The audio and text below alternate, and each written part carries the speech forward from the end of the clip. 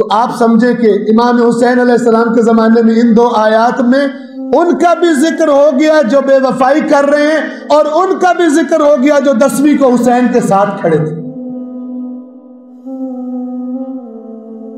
اسی طرح جب کسی جہاد کے موقع پر جب وقت آ گیا تو جو پہلے بڑے بلند و بانگ دعوے کرتے تھے انہوں نے جی چرانا شروع کیا، تو اللہ نے سورہ مبارکہ صف میں یا ایھا الذین آمنوا لم تقولون ما لا تفعلون، اے ایمان والو وہ کیوں کہتے ہو جو کرتے نہیں۔ یہ اتری مدینہ میں رسول کے زمانے میں، لیکن ہر اس انسان پر فٹ آئے گی ہر زمانے میں جو کسی مشکل میں ساتھ دینے کا وعدہ کرے اور جب مشکل آئے تو بے وفائی کرے۔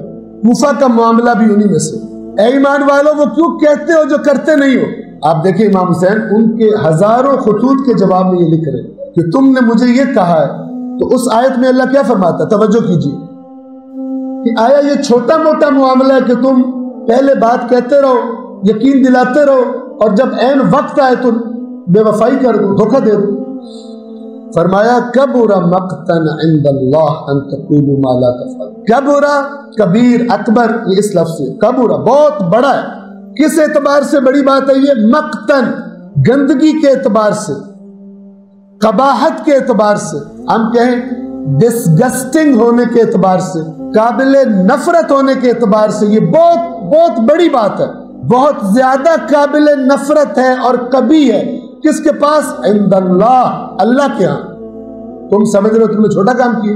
کبر مقتا عند اللہ، کیا کام اتنا بڑا بری بات ہے؟ ان تقولوا ما لا تفعلون، کہ تم وہ کہو جو تم کرتے نہیں۔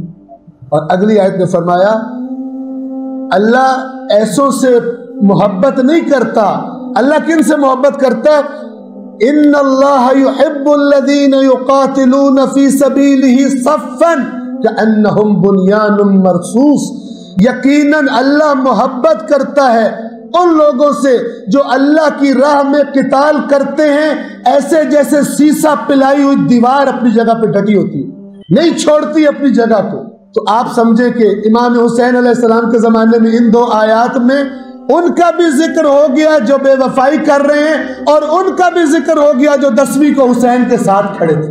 ان سے قرآن کہہ رہے اللہ کے نزدیک بہت ہی بری بات ہے کہ تم نے خط لکھے اور جب آ گئے حسین تو تم بے وفائی کر رہے ہو، اور حسین کے ساتھیوں کو خوشخبری دی جا رہی ہے کہ تم سے اللہ محبت کرتا ہے۔ قرآن کی آیات محدود نہیں ہے کسی ایک زمانے میں، راہ حق میں جب بھی کوئی پرچم بلند ہوگا تو یہ قرآن میں جو گروہ بیان ہوئے خود بخود انسانوں کو نظر آنا شروع ہو جائیں گے۔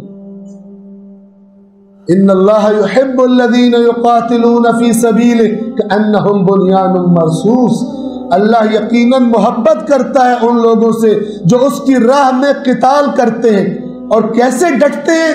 کأنہم بنیان مرصوص، جیسے ایک مضبوط، ہم اردو میں کہتے ہیں سیسا پلائی دیوار، جو اپنی جگہ پر ایک استحکام کی اور مضبوطی کی علامت کے طور پر جو لفظ بولا جاتا ہے۔